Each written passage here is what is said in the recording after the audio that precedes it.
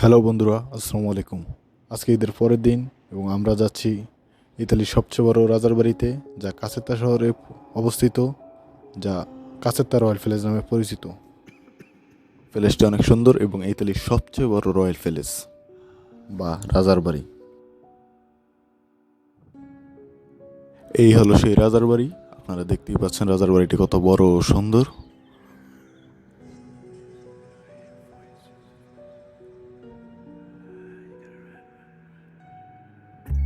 অনেক মানুষ আছে এই রয়্যাল প্যালেস দেখতে। এটা ইতালির সবচেয়ে বড় রাজার বাড়ি।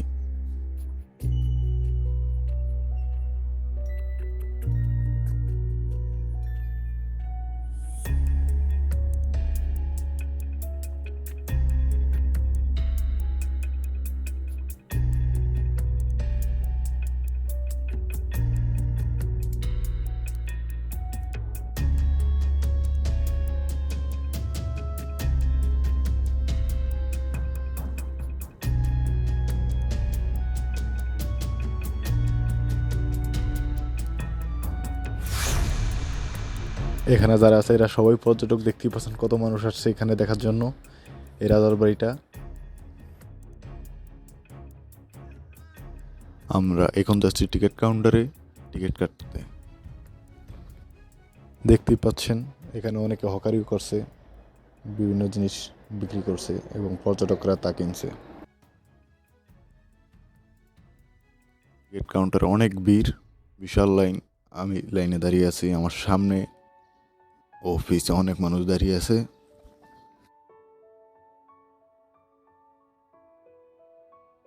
এই স্ক্রিনে আপনি আপনার টিকিট সম্পর্কিত তথ্য জানতে পারবেন এবং কোন টিকিট কাটলে কি কি দৃশ্য দেখতে পারবেন সেটা দেখতে পারবেন।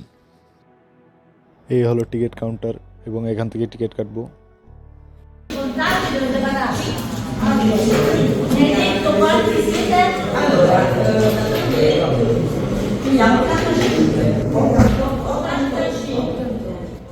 অবশেষে দীর্ঘ 15 থেকে 20 মিনিট লাইনে দাঁড়ানোর পরে টিকিট কাটতে পারলাম টিকিট কাউন্টার থেকে। আমরা রয়্যাল প্যালেসের ভিতরে ঢুকছি এবং আপনারা দেখতে পাচ্ছেন এটা কত সুন্দর এবং কত বড়। যদিও আমরা রয়্যাল প্যালেসের সম্পূর্ণ দেখার অনুমতি নেই, কারণ আমরা টিকিট কাটছি 9 ইউরোর, যা শুধুমাত্র ইন্ট্রো পার্ক অর্থাৎ আমরা পার্ক ঘুরবো।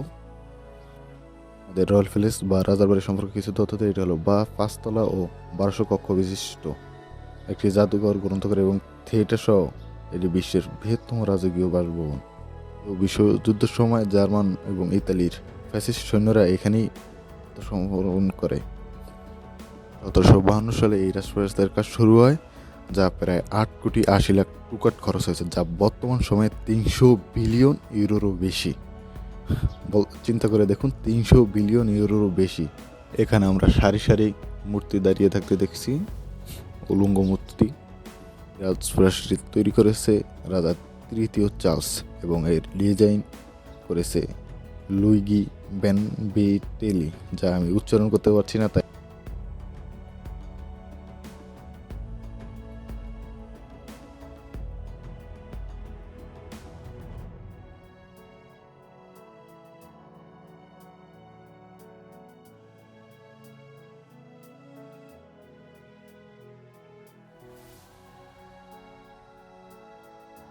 আমরা পার্কে প্রবেশ করলাম এবং আমরা ওই দূরের ঝর্ণার কাছে যাব।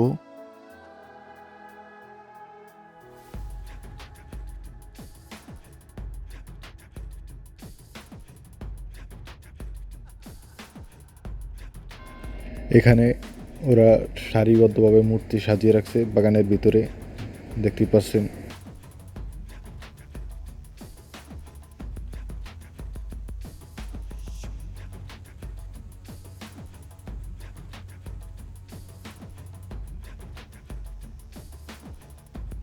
এখানে অনেক কিছু নতুন করে তৈরি করেছে, যাতে করে পর্যটকের দৃষ্টি ধরে রাখতে পারে এবং তাদের আগ্রহ থাকে।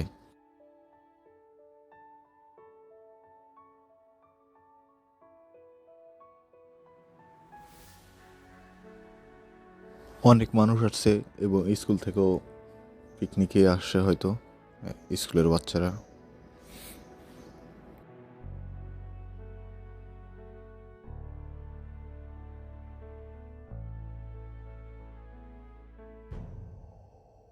সামনে কত বড় পুকুর, এখানে বিশাল বিশাল মাছ আছে। বাংলাদেশে হলে এটাকে রাজার আমলের মাছ বলে চালিয়ে দিত, যদি এটা রাজার আমলের মাছ না, এটা এখানে ছাড়া হয় এবং এগুলোর পরিচর্যা করা হয়। পুকুরের এখানে কিছুক্ষণ ছবি তোলার পরে আমরা আগাচ্ছি সামনের দিকে ঝর্ণার উদ্দেশ্যে।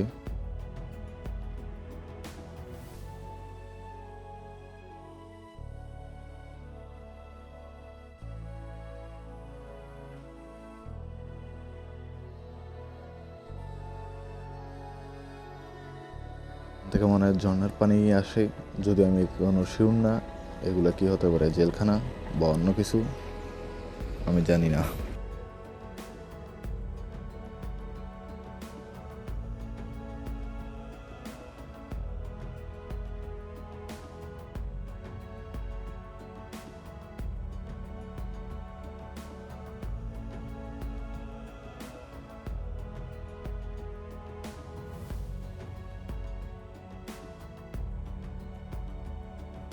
আমি আস্তে আস্তে এটাও লক্ষ্য করলাম যে এই রাজপ্রাসাদের নিচ দিয়ে রাস্তা চলে গেছে, যে রাস্তা দিয়ে আর কি সাধারণ গাড়ি চলাচল করে।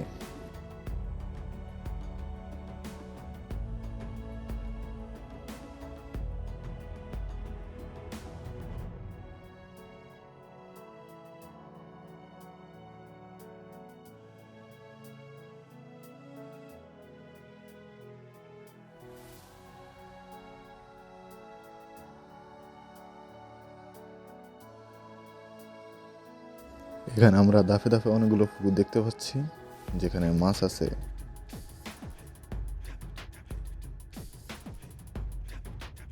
সবাই হেঁটে যাচ্ছে, আমরাও যাচ্ছি। যারা 18 টাকা টিকিট কাটছে তারা বাসে যাচ্ছে, আমরা 9 ইউরো টিকিট কাটা গরিব মানুষ, তাই আমরা হেঁটে যাচ্ছি।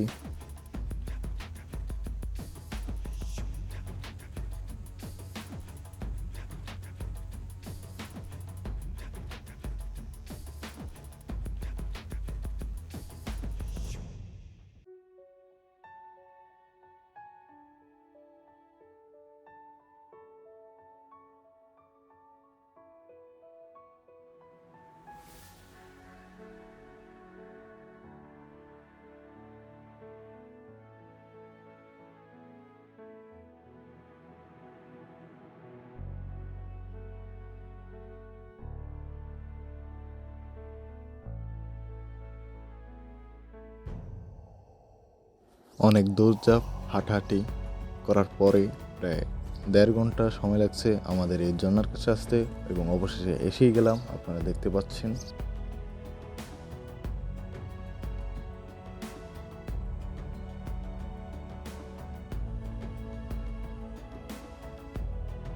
লুক এট দ্য ভিউ এই ঝর্ণার।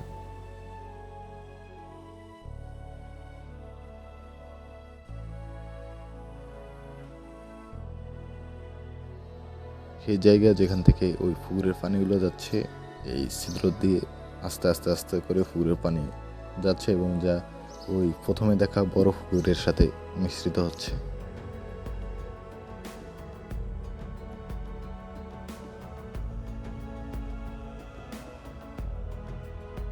ওই দূরে হলো রাজার বাড়ি, যে দেখাই যাচ্ছে না এত দূরে। আমরা এত দূর হেঁটে আসি এই পর্যন্ত।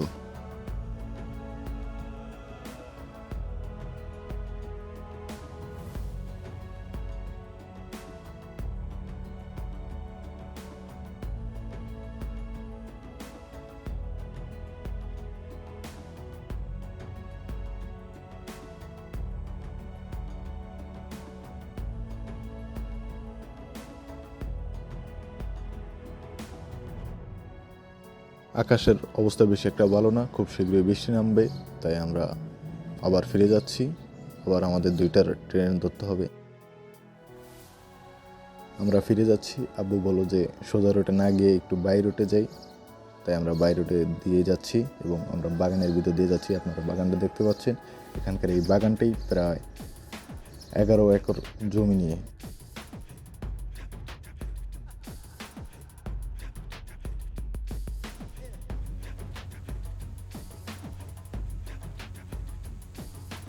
আশেপাশে অনেক লোক দেখছি যারা বাগান পরিচর্যা করছে। শুধু বাগানেই না, আমরা ভিতরে অনেক লোক দেখলাম যেখানে কনস্ট্রাকশনের কাজ চলছে, অর্থাৎ পুরোনো বিল্ডিং প্রায় 250 থেকে 300 বছরে ওই বিল্ডিংগুলো দেখাশোনার জন্য এবং মেরামত করা হয় প্রতিনিয়ত, যার জন্য এতদিন এত সুন্দর এবং চকচকা আছে।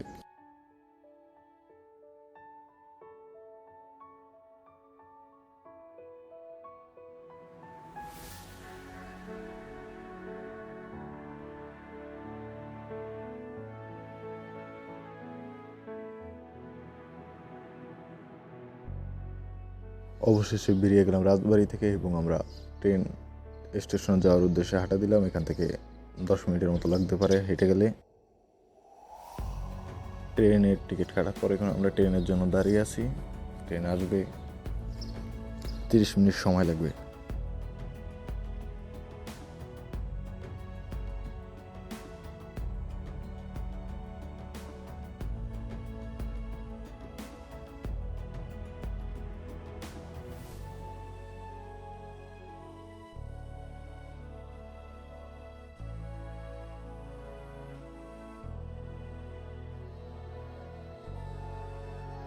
ট্রেন চলে আসছে, আমরা ট্রেনে উঠে যাচ্ছি। আজকে এই পর্যন্তই, দেখা হবে অন্য কোনো ভিডিওতে।